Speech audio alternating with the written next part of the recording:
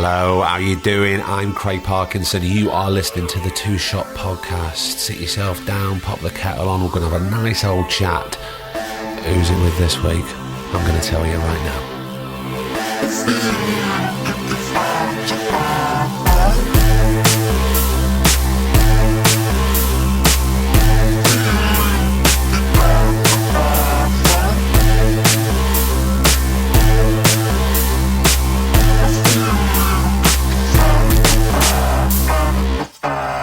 Hello, thank you so much for downloading this. What is it? It's the Two Shot Podcast, a brand new podcast, something you didn't think you need, but you actually do. I'm Craig Parkinson, and this is the first episode. It's all very exciting.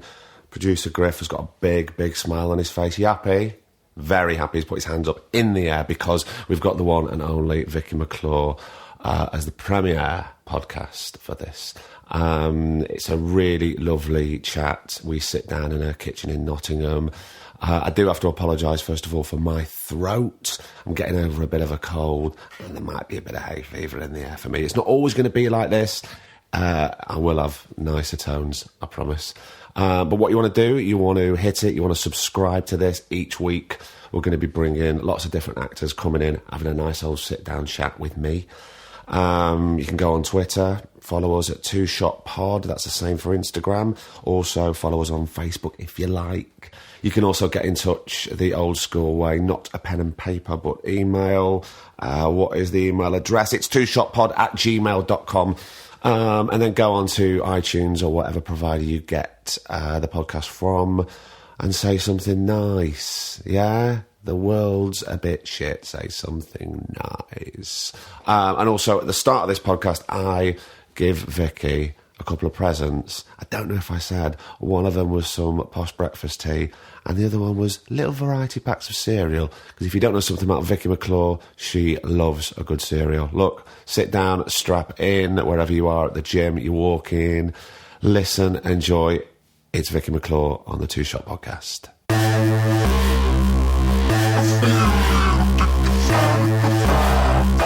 Slip-slops on. Slippers on. Right, we're good. So here we are with our slippers on, nice and comfy, so we start there. Now, I know that you like your cereal. Oh, yeah. I've brought you a little present. Oh, shut up. Oh my God, Craig. I couldn't find... I like all of those. I couldn't find the cereal with a leprechaun on. Oh, the Lucky Charms. But I thought, variety is the spice of life. That is the variety. And I got you... Oh, no, that's my tea. I got you some nice breakfast tea. Everyday brew. Well, I thought it'd be nice if you come around somebody's house. I'm telling you what, guys, if you're doing this podcast, do it because there's gifts. It's not going to happen to everybody. Oh, is it not? No. It's special. Oh, thanks, Craig. It's all right. So, well, that's me sorted for tomorrow. Or this afternoon, or your tea tonight. Oh, yeah. I do like a cereal at night. So me and producer Griff have come here to lovely sunny Nottingham. We're in your kitchen. Yeah. And it's Vicky McClure. How are you? I'm good. How are you? I'm very good. All the better for seeing you. Oh. So why did I want you on this podcast is probably what you're asking. Do you think? Why? Why? Because you're interesting and you're a top actor. And I think people want to know a bit more. Right. You tell me about when you were growing up, because you've lived in Nottingham all your life, apart from a little time in London, which I had. So tell me about when you were growing up in Nottingham, because acting wasn't really your first thing, was it? No, I danced from the age of 3. I actually started dancing on my 3rd birthday because I was watching my sister dance through the curtains, and she was 2 years older. So I was desperate to do it, and they said you can't do it until you're 3. So I started on my birthday, and I absolutely loved it. I loved performing. That was my thing. I loved, and even at home, just like doing dances, overly confident, all that kind of stuff. Annoying, probably, more than anything, which obviously hasn't changed. And then at the dance school, they actually got a drama class, which, bless their hearts, wasn't, going to sort of go anywhere or make any sort of movements, do you know what I mean? Yeah. It's just sort of like, let's pretend to do this. And I enjoyed it, but I needed more. And then I found out about the workshop when I was 11. They gave the forms out at school. And I took it home, and my mum was like, you're already dancing 3-4 times a week. We're doing festivals, we're doing this, we're doing that. I was a busy kid. if you want to do it, you fill the form out, because that's going to be another commitment. You're going to have to, you know. So I filled it out. I went for the audition and I didn't get in. What with the audition? What did you have to do for the audition? So there's probably about 30 kids, and you sit in a circle, and then you just like get up and do improvisations. So it's a real free for all, you know. And there's always old workshoppers there, so you've got a vibe of what kind of place it is, and you know, it's a great laugh. Like it's not a nervous thing. I mean, kids are nervous anyway because they know that they want to get in. So you know, there's always that sort of like nerve, but there was just a lovely vibe down there that I just really tuned into straight away. Quite a supportive vibe. Yeah, like, I think for me, because, you know, I think it's really important that we have drama at school, because I particularly enjoyed drama at school because I wasn't massively academic. So to have the option of that class it meant a lot to me. But it's a difficult place to express yourself creatively, because you're in a classroom of people that some people don't really want to be there. So they're not going to be as supportive if you decided to think, oh, my character might cry now, or my character might do something really daft. But then you don't want to look like an idiot in front of your schoolmates, because it's a different dynamic. Whereas at the workshop, everybody was in the same frame of mind. Everybody was there to support you. Everybody wanted to be there and was encouraging one another. So it was difficult, do you know what I mean, doing that at school, and I couldn't get as much out of it. But then I didn't get into the workshop first time. And then through the grace of God or whatever, somebody dropped out and they rang me and said, you've got a place. So usually what they do for the workshop is they have this massive party and they welcome in this new group of kids, and it's like a disco, and, you know, there's a tuck shop and all that kind of stuff. But because I came on my own, it didn't happen. So I was just told, come down to, you know, Stony Street at 5 o'clock on the Tuesday. And that was it. And it was petrifying because I was 11. Yeah. And there was just this whole new group of people that were already in, you know, got their mates, got their thing, you know. Did you feel that they seemed much more sort of super confident than you did, or? Yeah, I mean, I was absolutely shitting it because, you know, I didn't know anybody. And you've then got to prove yourself and be like, yeah, I am worthy of my place here. And you kind of want to overcompensate, maybe. Yeah.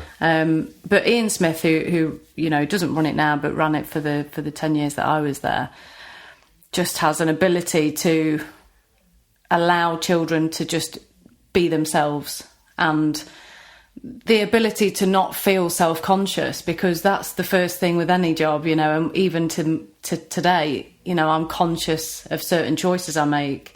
And it's hard because you just want to like be free to do something without having people go, oh, that didn't really work, because it hurts you. You like kind of happens the more you grow up, because you're going back to saying that kids, there was no competitive streak at the workshop because they were so supportive. But kids are free. Yeah, they don't really have that. It's like a battle between the older I get, the less I care. Do you know what I mean? Like the older they get, the less I care about things that I cared about as a kid. But the older you get, and obviously with, you know, the work that keeps coming, you kind of go, well, I've got to be as good or if not better than my last job.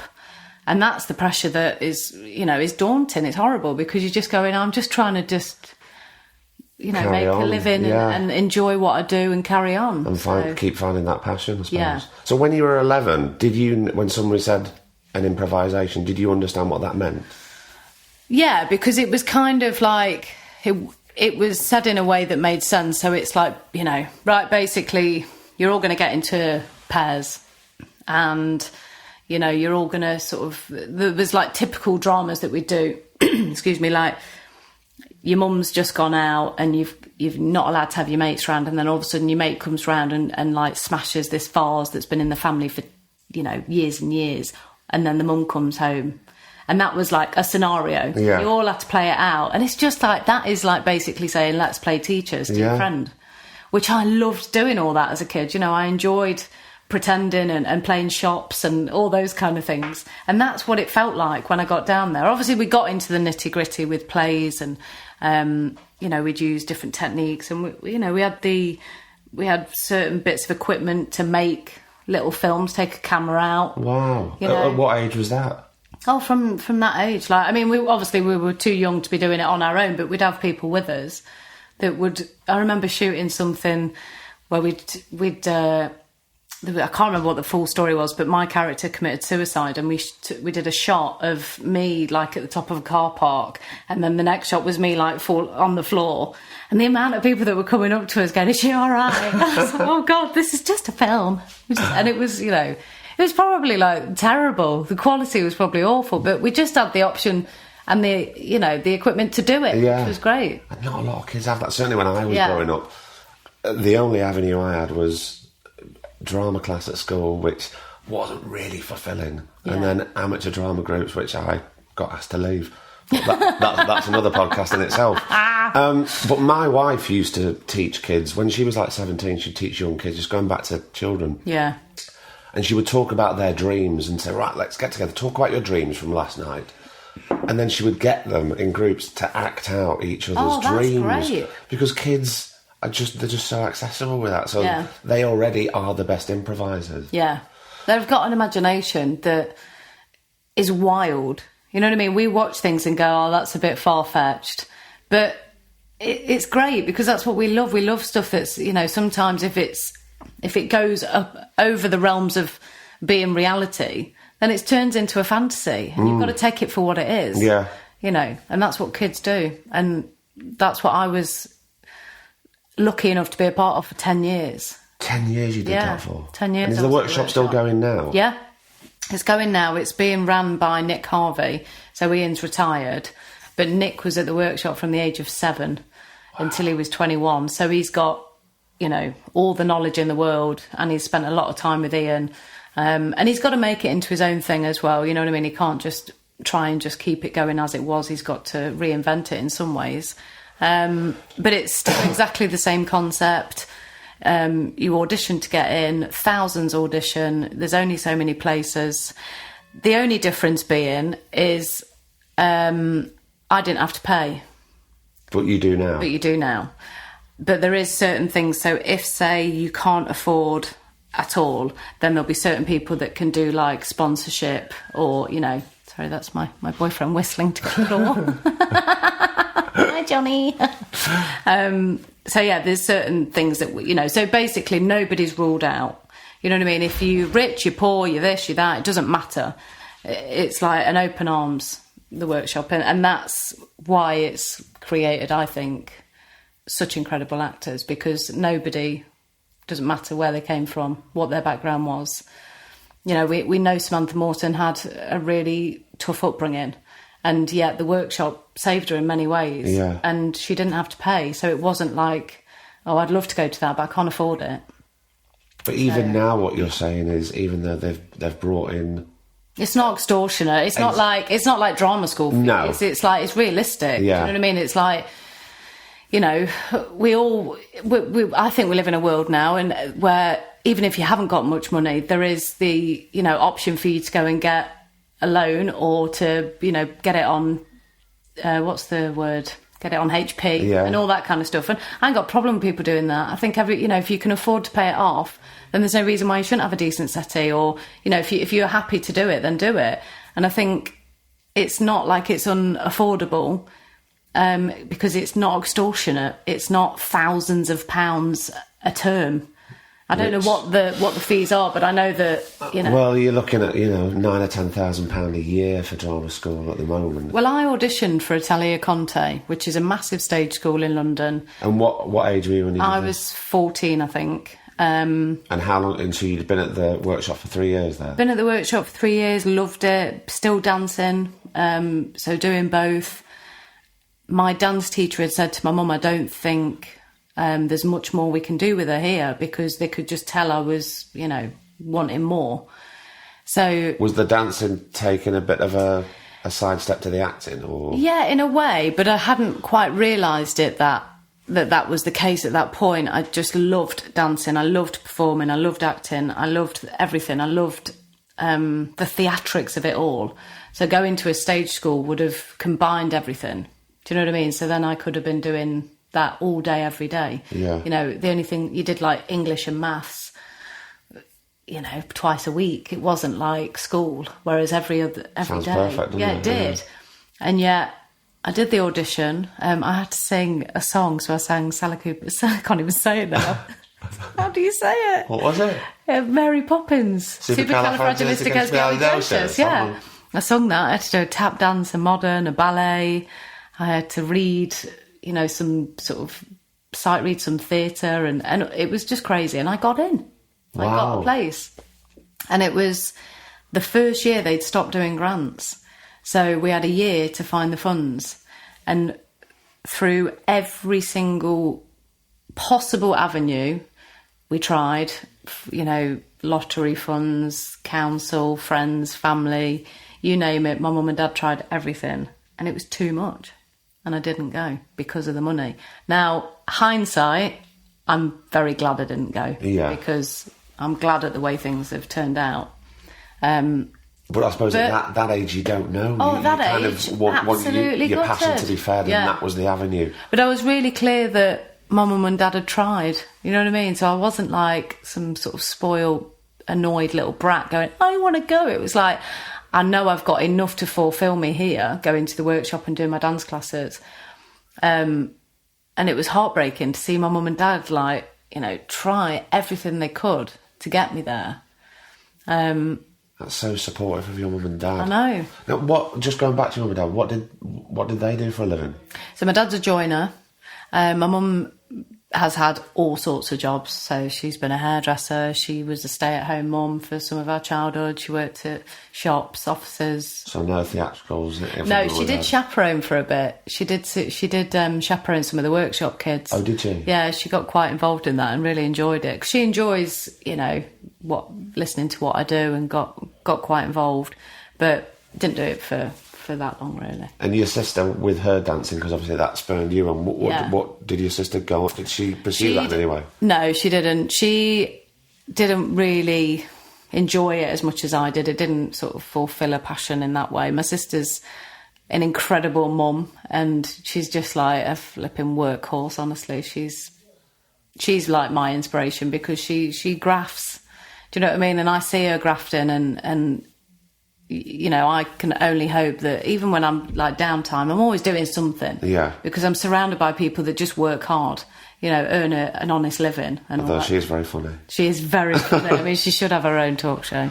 But no, she didn't pursue the same career. None of my family have. I'm not from a theatrical background at all, really. But how brilliant that you had a passion when you were young, and being in this certain area in Nottingham, you had outlets. I know. And you were supported. Not only by your family, but by the workshop. Yeah, I am very lucky. And, I know I bang on about Nottingham all the time.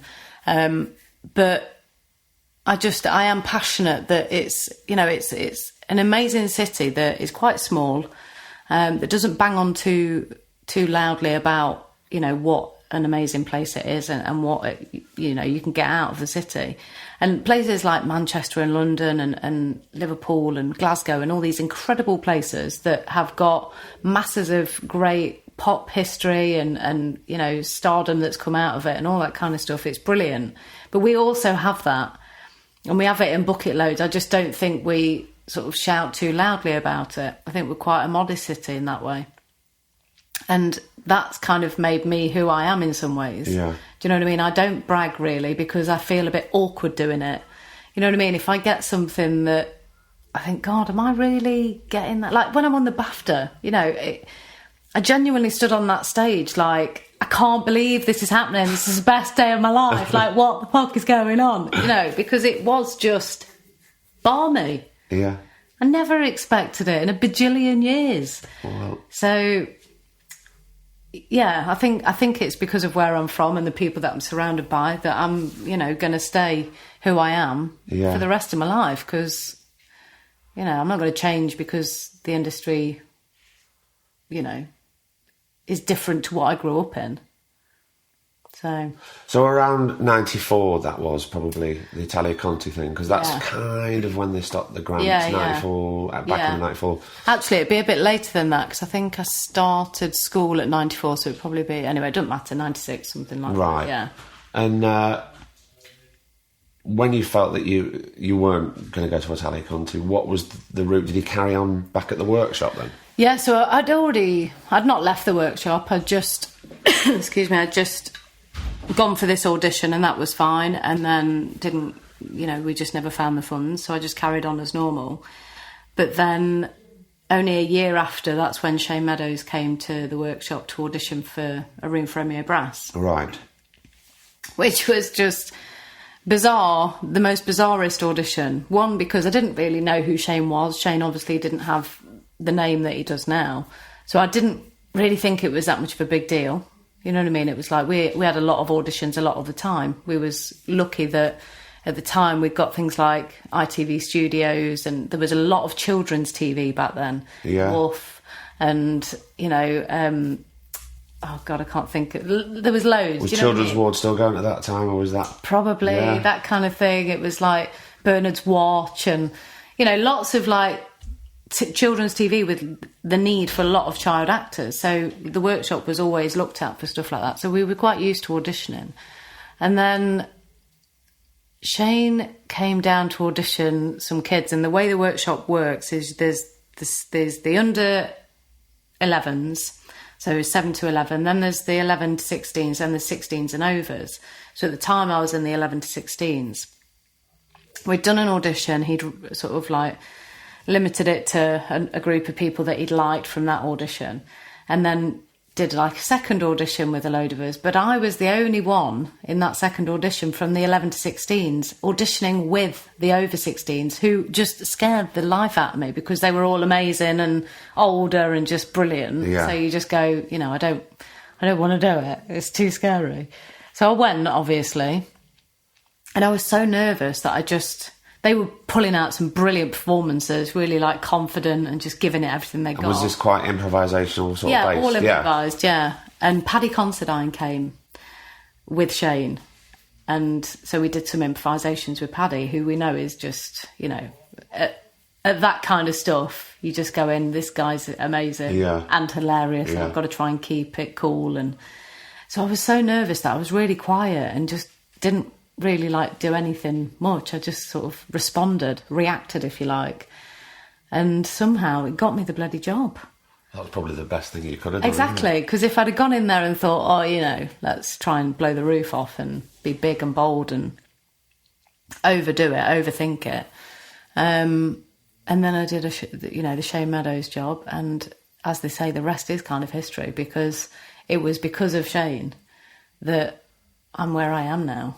So in a way... And because of the workshop. The workshop was your drama school? Oh, yeah. Because I don't know any other sort of training, even at drama school, when you're 18 plus, certainly for children, where you're covering improvisation, you're covering television scripts, you're covering theatre, all sorts. We did Shakespeare. My last theatre play at the workshop was Measure for Measure, and I played Isabella. It's a hard play. It's a hard play, and I remember saying to Ian, why are you giving me this role? I don't understand this. I didn't really bother to study it that much at school. When we was doing Romeo and Juliet, I enjoyed the film with Leonardo. Yeah. Fantastic. Buzzing to watch that for a day, But to actually explore the text, there wasn't that passion there. Anyway, then I sat down with Ian and we went through the text, and the passion that I got from that script and from the language and from, doing a Shakespeare play and then managing to pull it off.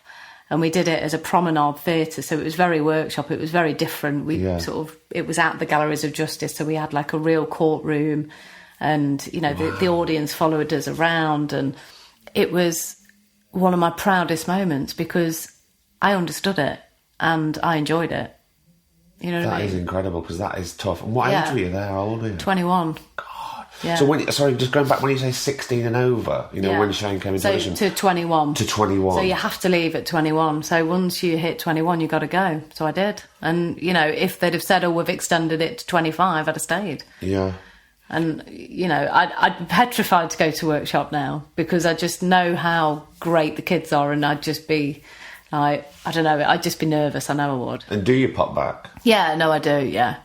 Yeah, no, Ian made me go down with my BAFTA once, and I had to, carry it through town. I was like, this is so weird. Like the cross on your back. Yeah, but it was, it's like the only place I'd want to go down and say, guys, look, you can do it, because I genuinely never thought or even planned or worked towards. You know, it wasn't like, right, I must work towards getting a BAFTA. You don't work like that. You just hope to God you get work, hope to God it's decent work, and you get to work with nice people and the scripts are great, and then happy days, next job. So, you know, to go down there and sort of say to the guys, just keep doing what you're doing. Stay true to who you are. You just don't know what might come from it. Exactly. You know. So, when around that time during Romeo Brass, did you ever contemplate going, well, I think I'm going to go down the formal route and do 3 years at drama school? Was that ever on the table for you? I'd never considered it. I mean, you know, RADA, Central, Guild, they were all, I was aware of what they were, but I know in my gut it never interested me because I knew I enjoyed workshop way too much. Well, also it sounded like to leave it. You were being fed everything from the workshop. Yeah, I didn't need to go. I didn't feel like I was missing out on certain skills. Like sometimes, you know, I know that, say like accents, you know, we never studied accents. We never sat there and like, you know, Tuesday night session, right, we're all going to learn how to speak Cockney, or we're all going to learn how to speak, you know, with a Liverpudlian accent or whatever it might be. We didn't. We just did them. And sometimes they were crap. And sometimes somebody really nailed it. But it wasn't like a test. Do you know what I mean? It was like, right, Vicky, we're doing a play called Essex Girls. Right, so we all need to have an Essex accent. Now, it's not like, oh, you're not going to get the job because your accent's terrible. You just did the job. Yeah. You know what I mean? There wasn't any, like, pressure on nailing it. It was all about nailing the reality of what you're saying and the believability of your character. That is what we concentrate on at the workshop, is making it completely believable. And the truth. Yeah. And that's what I will continue to do for the rest of my career, because that's all I feel is the right thing for me to do. Like, I've done things where they've been bigger and, you know, less realistic, and I enjoy having a go, but the thing I enjoy most is improvising the truth. It's so refreshing to hear that you had such a foundation like that, because I don't know any other kids that can have that. No, I do think there are places out there. I do. I hope that, you know, there's some special little drama group tucked away somewhere that we're just not privy to because, you know, it's expensive to fund them. It's expensive to publicise them. It's expensive. That's the problem. Things are expensive. But it's then trying to get those kids that are in those little drama groups that are probably creating gold somewhere to then get seen by casting directors or agents when they haven't got a body of work or, you know, a degree in acting, whatever that entails. Whatever that means. Do you know what I mean? Yeah. So I do think there's more out there. It can't just be the workshop. No, do you know what I mean? But I think because the workshop has built such a reputation, kind of quite quietly, it hasn't been all bells and whistles and flying the flag, look at us, look at us. No. They've just built it up over the years, right back from when Sam was there. Yeah. And it's still carrying on today. It is, and I've recently done a play at Nottingham Playhouse the start of this year, and we had some workshoppers in it, and I was just like, oh God, I just know I'm going to have the most amount of fun, because I know there's not going to be any egos. Not that I should expect that they would have been, but I just know what kind of workshop people are. They're confident, they're supportive, and they're bloody talented. Yeah. You know, and that's exactly what that was. You know, there was a couple of guys from the workshop that were still in workshop. Do you know what I mean? So they would go into workshop that night, and I was like, oh, I'm so jealous. And they're going, oh, should we play this game for a warm up? And I was buzzing because I was like, I haven't played any games. You know, we always played games. It was always like silly little games we'd play just to warm up. Yeah. And I loved it. And so after Romeo Brass, did you feel, with that first film under your belt, did you think, right, that's it? I thought, Craig, I was Julia Roberts. Genuinely was like, bye-bye Nottingham. Bye-bye, I am gone. Look at this. I was 15. Yeah. I was in a film. I'd been paid, you know, like looking back, it was like, you know, at that time, I was like a millionaire. It wasn't very much at all. It was a very small independent film. So it was balmy. And then I found out that it was at 6 cinemas across the country. I thought it was everywhere. You know what I mean? I thought it was everywhere in my head. I'm in a film, so it's everywhere. I don't understand the industry. I don't have a clue about distribution, any of that sort of stuff. Well, I know it was definitely at the Turnpike Lane Coronet Cinema, because that's where I saw it. And I was the only one in the cinema. Oh, no! It was just me. Oh, that's so weird. Yeah. God, how strange is that? Yeah, and I'll never forget, because I've never seen a poster with a big pair of blue underpants on. It was a great poster, wasn't I thought it was fantastic. Definitely wanted me to see that. Yeah. No, brilliant poster. And a brilliant film. Yeah. I loved Romeo Brass. I loved being in it. I loved watching it.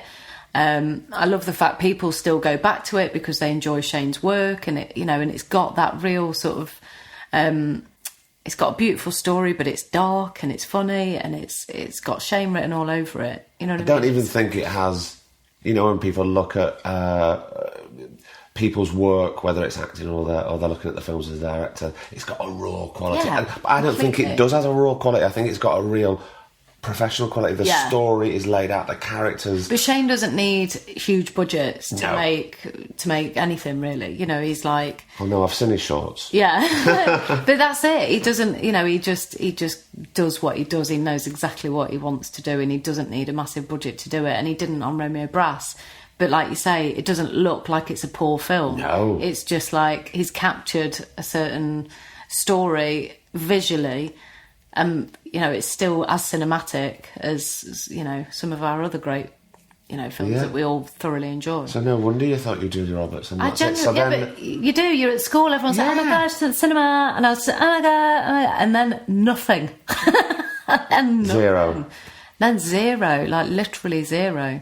Went to college for 4 months. That didn't work. And what did you do at college? Drama. Oh, drama. Yeah. And that was based here? That was here. You know, I at the time I was a bit annoyed because I remember my GCSE grades weren't great. So I had to either retake my maths or my English. I was obviously going to do English, never going to retake maths. No. I didn't even turn up for my maths. No, well, I didn't turn up for my second English because I left after 4 months. Because it just, again, it was like I was still at the workshop and I was going to a drama class at college, which just didn't fulfil me as much as the workshop.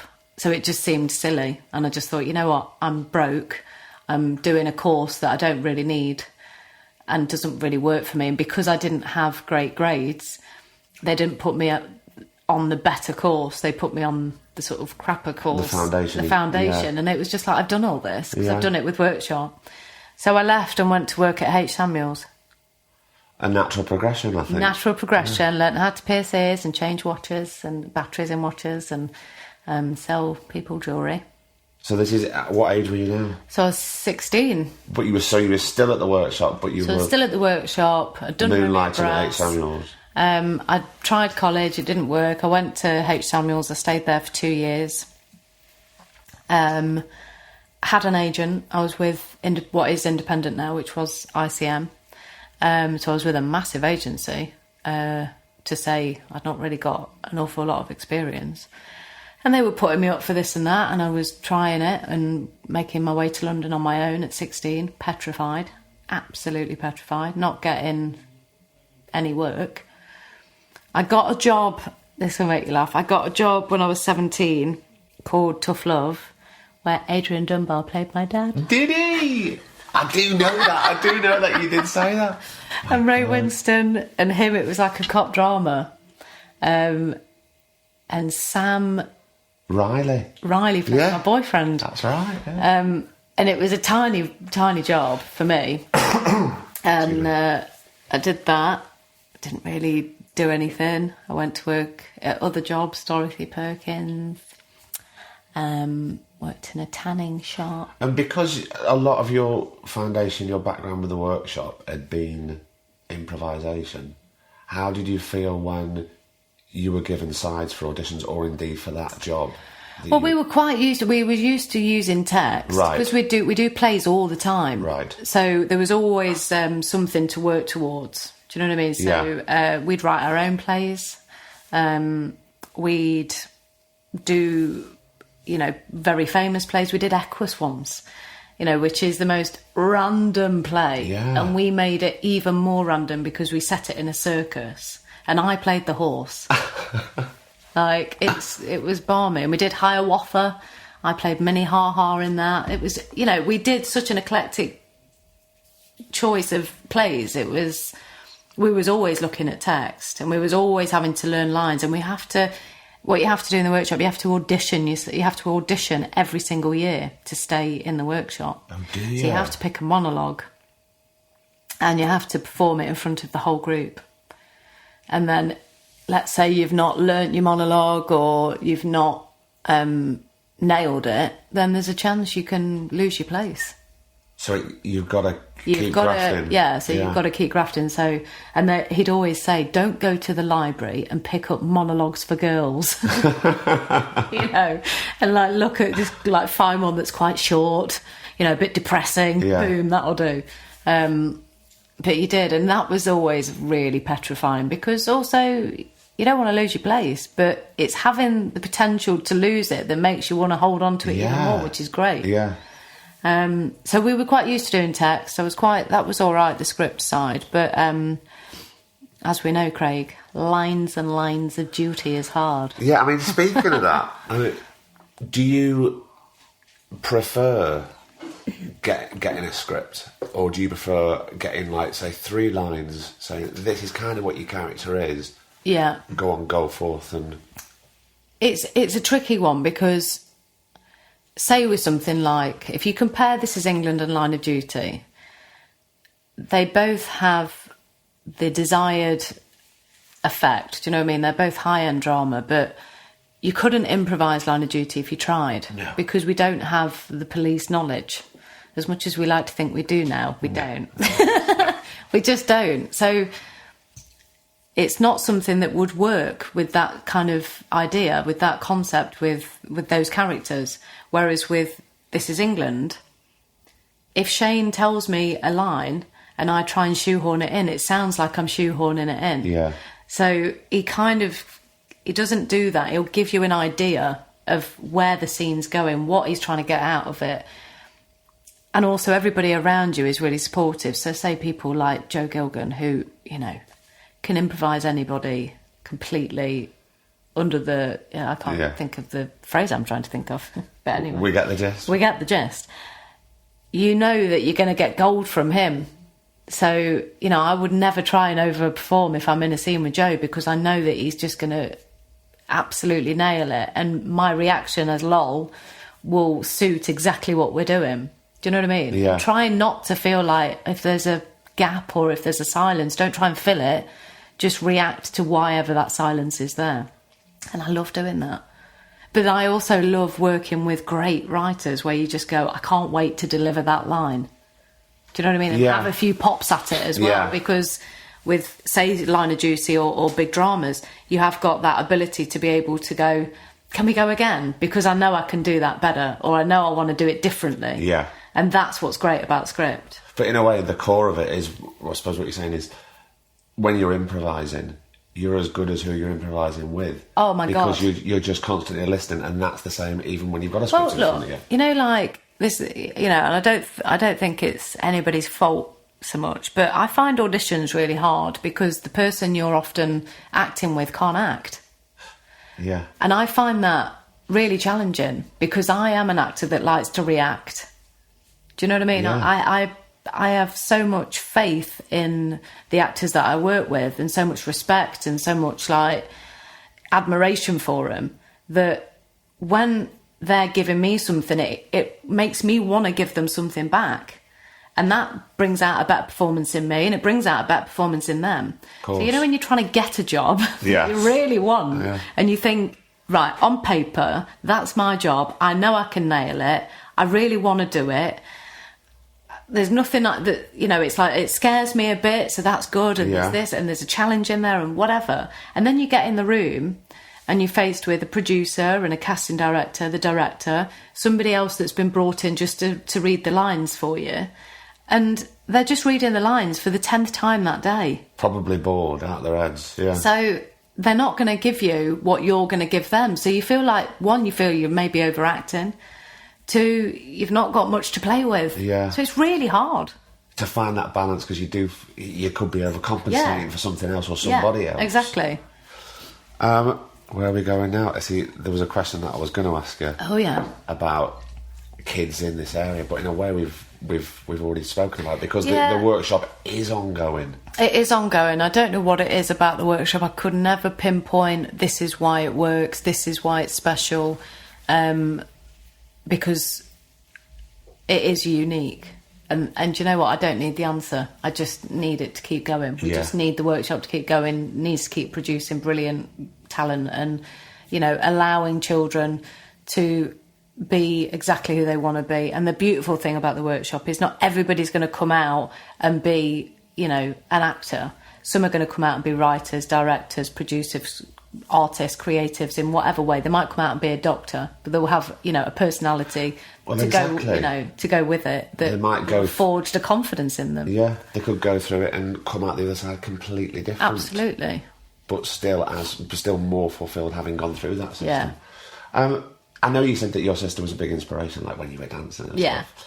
But were you sort of switching on the telly when you were younger?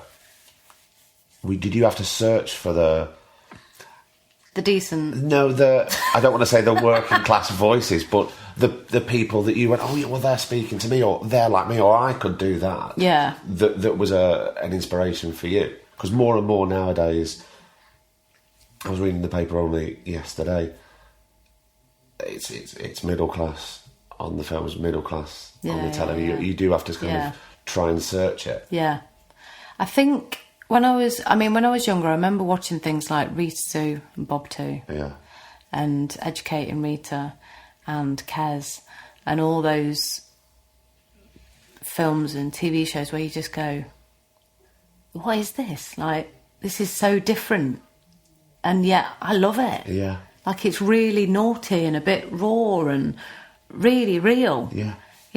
And it just was familiar to me, and that's what I loved about it. Is I was like, that's familiar, so I feel safe in that world. Do you know what I mean? I enjoyed, but as growing up as a kid, bloody hell, I enjoyed watching like Fresh Prince of Bel-Air and Friends, and all complete escapism, the other end of the spectrum. Yeah. Neighbours. I'd run home from school to make sure I could watch that, and even soaps as a kid, they were on in my house all the time. So, I was very aware of what was out there and what was popular and at high demand. But then when I did find these other projects or these other programmes that were on, I was really taken in by them in a different way. Yeah. Where they've become memorable to me. I overwatched them. You know what I mean? It's like, say, Stand By Me. That was a film that I watched to the death.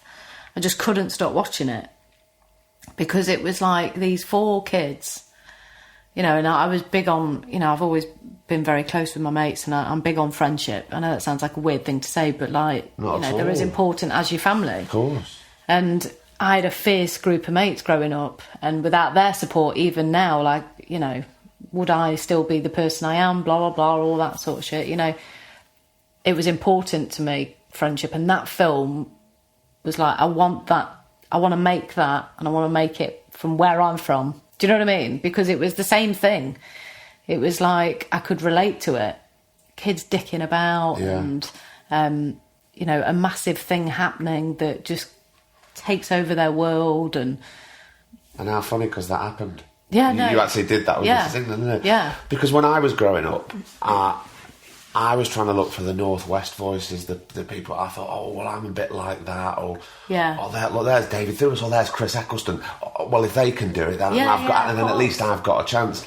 And now there'll be, and I don't want to say patronising, but young uns switching on the telly or watching a film, and then they see somebody like you on This Is England, and then you lift up a BAFTA, and maybe that's going to spur them on. I hope it does. Yeah. I really hope it does, and I hope they don't think for 1 minute that because, they haven't got the workshop near them, or they haven't got, Shane Meadows picking them up as a kid and putting them into, one of his films, which created a friendship and a relationship and a working relationship, doesn't mean you're not going to get it. No, of course not. There's other filmmakers out there that are ridiculously talented, yet to be discovered. And loads of inspirational people. Loads of inspirational people. Like, I still do short films. I still work on projects that have got no budget, because I get to work with people that, one, are like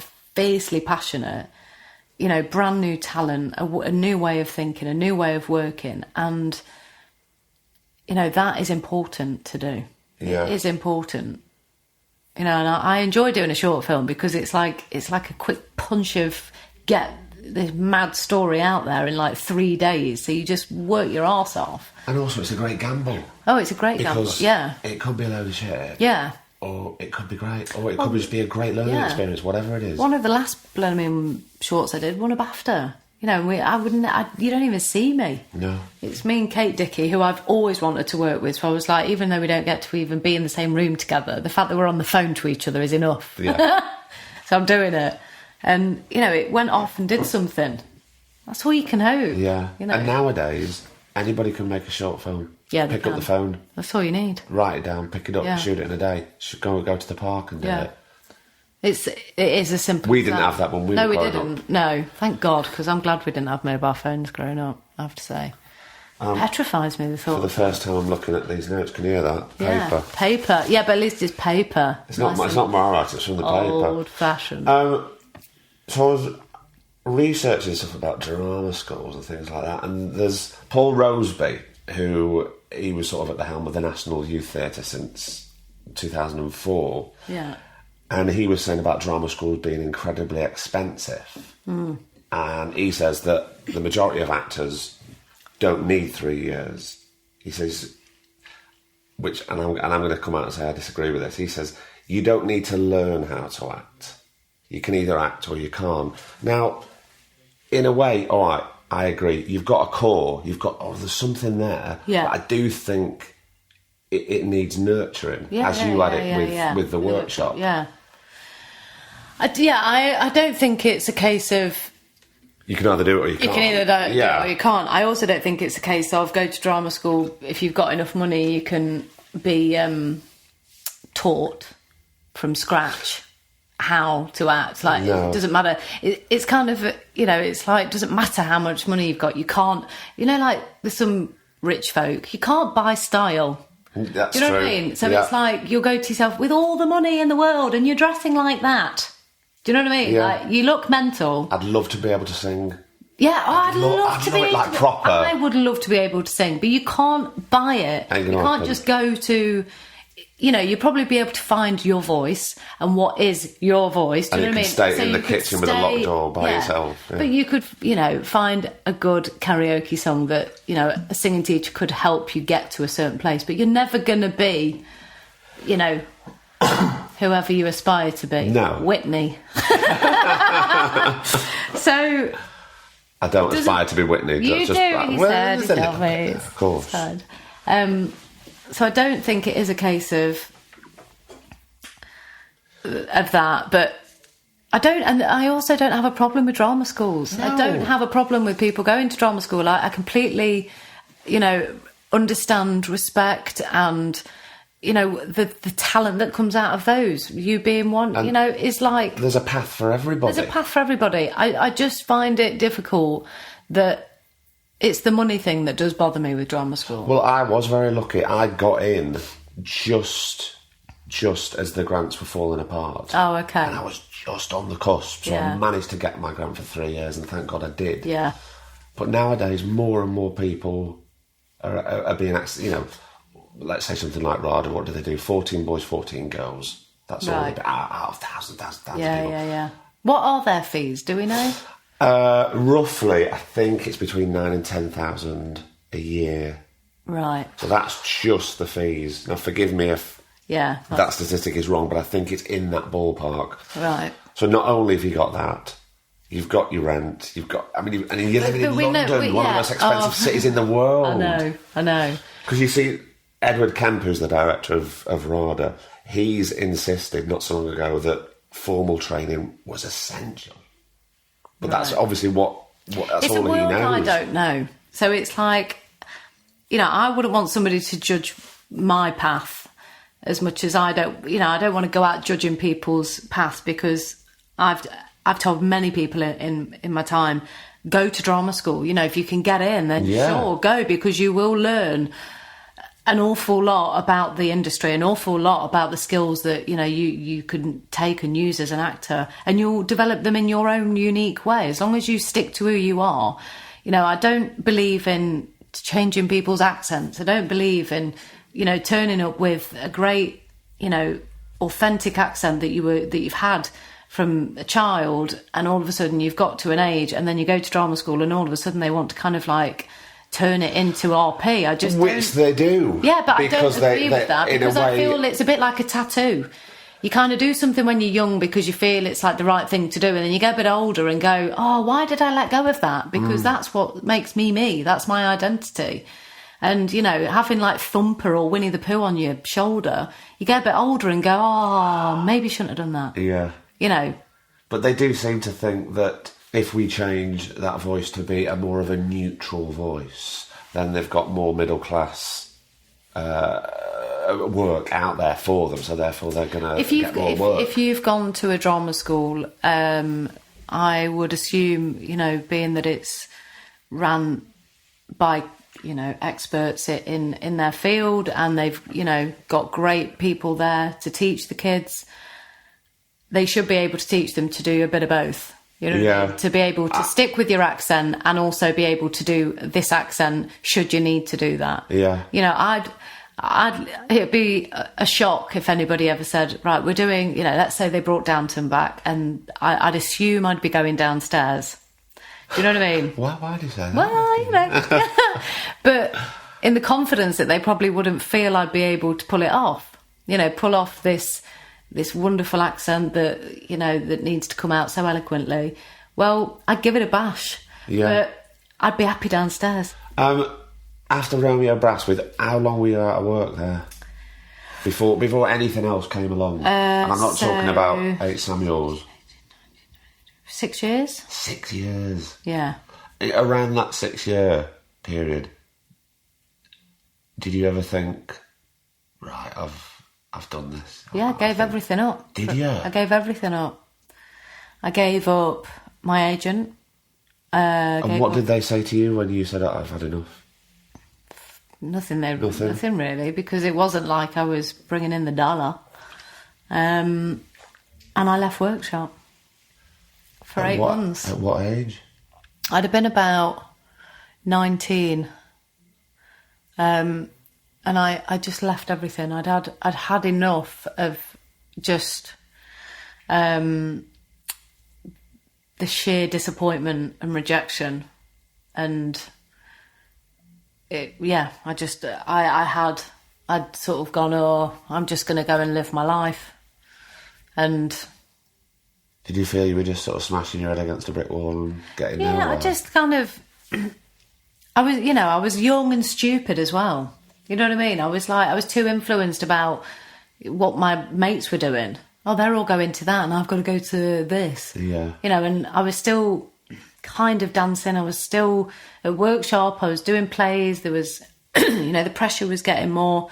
I was going to London. I wasn't getting anything. I couldn't afford it. It was bloody, every time I get on a train, it costs a fortune. And then you've got to buy food and a tube ticket or a bus ticket or whatever. And I just didn't have any money. My mum and dad didn't have, a bucket load of cash to just keep throwing at the situation when they're going, and it doesn't matter how many times I go, but this is it. I know I'm going to get it. It's like, you don't know. So you've got to fund it yourself. So I stopped everything, and it was like a bit of a light bulb moment where I just was like, what have I done? You know what I mean? I've just wasted like the best part of a year fannying about, hanging out with my mates, doing bugger all, and I've left everything. So I rang Ian at the workshop and basically was like, I'm so sorry. I just don't know what happened there, but I have to come back. So he said, well, we'd obviously love you to come back, but you're going to have to audition. Really? Yeah. So... God, I love this guy even more. No, I know. He's a ledge. He's an absolute ledge. And So I thought, right, I'm going to write my own monologue. About the time, while I was off. And sort of, I don't know, it was so cheesy. But again, it came from a place of truth, didn't it? It came from a place of truth. And I went down to the workshop and all my mates were there and I had to stand up in front of them and do this monologue. And I remember falling down on the floor afterwards, just exhausted through the pressure. And just so, and Ian gave me a look as if to say, you're back in sort of thing. And everybody, all of them just ran over to me, was all just buzzing and go, yeah, she's back, And then I rang my agent at Independent, ICM, and said, again, I don't know, I just had to stop for a bit. Yeah. And they took me back. So I was really, really lucky, for one, because none of them had to do any of that. It was my own stupid choice. But maybe it wasn't stupid, maybe it was the right choice, because sometimes you do need to step away, because it can be all-consuming, especially after you've been doing it for a bit. Absolutely. So it was it was good to be back, and then I kind of got, I was doing a few bits here and there, doctors, those kind of things, and just trying. Did you feel invigorated when you decided, right, no, I'm going to get back? Yeah, I did, because I felt like I'd lost myself a bit, and I'm not one for being dramatic in that kind of, I don't know who I am. And yeah. But I think we all have that at some point. Yeah, of course. And those, it's hard growing up. It's hard, man. Yeah. From the age of sort of 13 to 19, you just haven't got a clue what the hell is going on, who you are. Still but you think you know everything. You think it's working out exactly who you are, but you know it all anyway. Yeah, it's fine. Don't need advice from you. I just do it myself, and then you're like, please give me all the advice, because I have no idea what the hell is going on. And then we spend the next sort of 20 years of our life sucking up information. Give me more. Let me read this. Let me learn that. Yeah. Oh, God. So bizarre times. And then I ended up taking on a dance school for a year, because a friend of mine... So the dancing came back. So the dancing came back around the same sort of time. So I was teaching dancing. There was a drama class there, so I taught those, which was great fun. We wrote our own scripts and put on shows, and it was brilliant. And after that, I knew that I had to stop the dancing, because I had to just concentrate on what I loved more than anything, and that was acting. And did you change anything within your mindset when you went, right, I'm going back?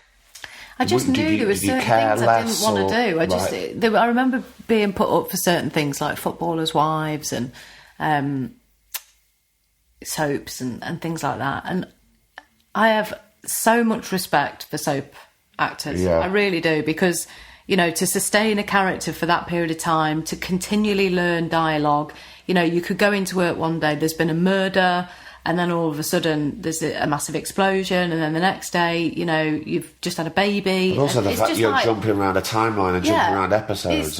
Your head must be, fried, and it requires real acting ability to be able to shoot in the speed, and they do. And so I have huge respect, and I was very close to being in Emmerdale at one point, and was very up for it. Very much like it's only down the road, and I get to act. That's all I want to do. And you could have been with Joe Gilgan. I could have been with Joe Gilgan, yeah. He was in it at the time. Because he came and met me when I had my audition at the studios. It was crazy. But I knew it wasn't really what I wanted to do. I knew it wasn't the kind of shows that I wanted to get involved in. So if you look at my CV, say on IMDb, it's not very long. But everything that's on there, I've chose to do it. Yeah. And, I think there's an illusion that there's stupid money in this industry, and there is. But, but it's not the kind of stupid money that, if you look at my CV, it's not like, it's just not, it's not full of big budget productions. I mean, some of them have been, but I've not been the lead role in them. No, of course not. But I think one of the things that for us as actors, that we don't have a lot of control.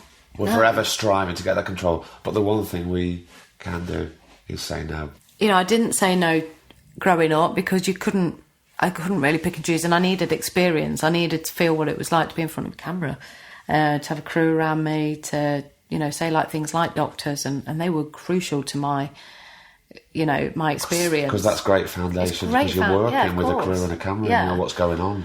So I think you've got to get out there and sometimes, you know, potentially do jobs that don't set you on fire, but you have to earn your crust, and you have to, you know, well, of course, because the repertory theatre that happened before me, you know, it's not around anymore. No. You can't get that training anymore. Exactly. So I think there is that element of you've got to go and experience. You can't be too picky. No. You know what I mean? Like, I wasn't picky at all, but then it sort of got to a place where when I was, so from, say, like the age of 19, that's when I started working in the office, and I had an office job, and they paid me a wage. Yeah. You know, it wasn't any different to a normal office wage. It was just a wage. So therefore, I could afford to look after myself and pay for my phone bill and pay for my train fares and pay for, you know, whatever it was I needed, because I wasn't from a wealthy family where they could pay for things, for this and that, for everything. You know what I mean?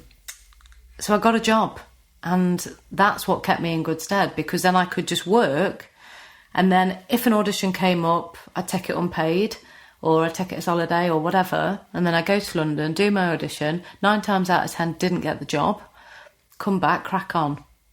I'm still working, I'm still earning a living. It might not work out. This acting thing just might not work out, but I still need to have a job. Because there is that constant doubt in your mind. Yeah, of course.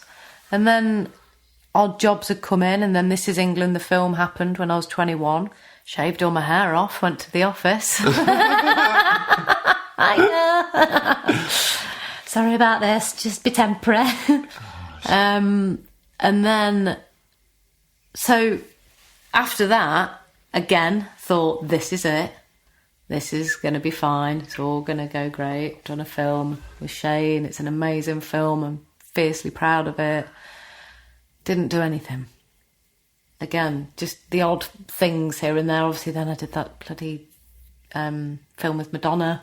I think it's so inspiring, certainly for younger people, whether they're training now and they're listening to this, or they want to go to drama school, or maybe they look at you on TV and think, oh, it's plain sailing for it, but it isn't. It's not. Isn't like that, is it? It's still not. No. I don't believe it ever will be, because, you know, even if somebody said to me, right, I'm just going to pass you Julie Walters' career and say that's yours forever. Jesus Christ. Like, the pressure of knowing that you've got amazing work to come up, but you've still got to nail it. You've still got to do the work. You've still got to turn up and perform.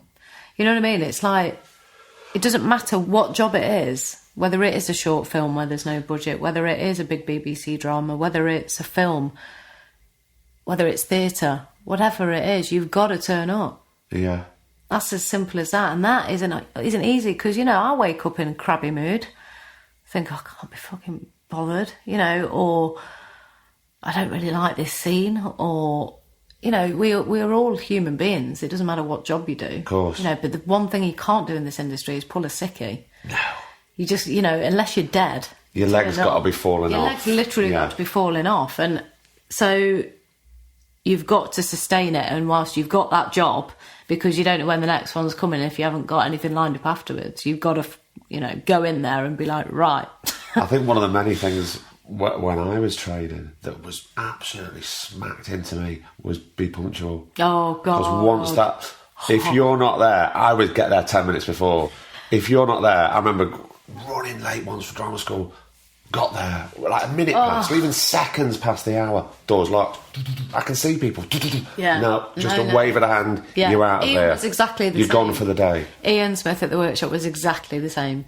And you're the one that's losing out. You know better than anyone. I am so punctual. Oh my God. If you say you're meeting me at 9 o'clock, I'm there at 1:45, and annoyed you're not there at 5:45. I hate to say the word anal, but yeah, probably. That's true. Yeah, I know. And that's been drilled into me just because my family are renowned for being on time anyway. Were you pissed off when I was 2 minutes late for this podcast? I'm not even going to talk about it on air. God! No, I'm joking.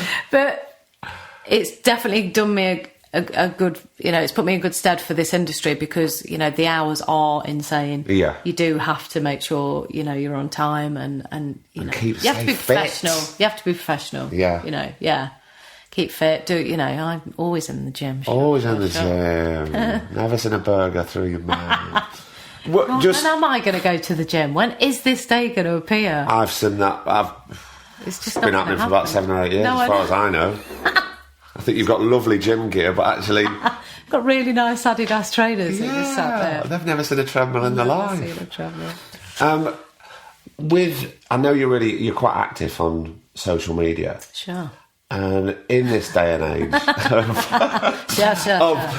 because you probably are an inspiration for young kids. Do you ever get letters through the post or requests through social media asking for funds to train to help them? Or I can't say I've ever had anyone asking me for money. Right. I've had loads of people ask me for advice or interviews for their dissertations and things like that, and I have done what you can, what I can. Yeah. It is impossible. Social media is. I love social media for a lot of reasons. In other ways, it can be a dangerous place to be because you're accessible. For lots of different things, and I think it's dangerous to open the floodgates because I've got work on, I've got stuff to do. It's like I wish I could, but I can't give myself to everybody. But I certainly do what I can, and people will just ask for like pearls of wisdom for the industry, and I always go back saying the same thing, which is just stick to who you are, because you are the most interesting thing to them. And I remember going to auditions back in the day, and I'd try and change my accent slightly, make it less knots, and just try and be really overly lovely and polite. Not that I'm not, but no, I can vouch for that. Just try and be something I'm not, and talk about things that I didn't really find interesting, which I was just trying. It's a bit like, can you ride a horse? Yes. Good at trampolining? Yeah. You betcha. Yeah. Like just basically be a yes man. I think it's important to go into any meeting or in any situation to be honest and say, oh no, I'm not really into his films, but I can appreciate why people like them. Like I'm not really into Star Wars and stuff like that. I'm not really into Harry Potter. So people go, what? You don't want? Yeah. It's like, no, I'm not, and that's all right. Like I can't be involved in everything. We can't all be everything to everybody. Well, the world would be a boring place. Well, it would. Yeah. And I just think people, if you go into an audition and you try and be one thing and you get the job and then you get on set and you end up being yourself and they go, hold on, you're not what I met in the room, and then you're fucked. That seems like a lovely, natural way to end it. Oh, is this it? I'm sad. Okay. That was really high-pitched and I'm ears bleeding, dogs legging it out. Sorry guys, what an end. I've just knocked my mic. It's all disaster here. Disaster. Thanks so much, that's been brilliant. It's been a pleasure. Happy days. Right, so that was it. Our first podcast, our first two-shot podcast under our belt with the brilliant Vicky McClure. The brilliant and very honest. I think that was a lovely, free-flowing chat, exactly what we wanted to do. So thanks so much for listening. Look, if you want to follow us, you can do that. Twitter, Instagram, it's the same, at Two Shot Pod. Facebook, just search the Two Shot Podcast. Now, if you want to get in touch, ask a question, tell us it's a load of rubbish, actually don't do that. But you can email if you want to say something nice. It's twoshotpod@gmail.com.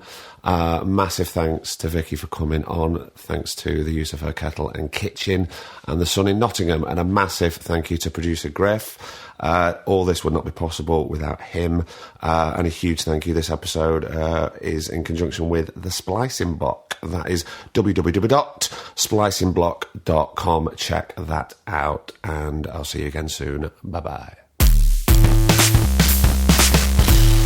The Two Shot Podcast is presented by me, Craig Parkinson, recorded and produced by Thomas Griffin for Splicing Block. Our brilliant music is courtesy of Then Thickens. Cheers.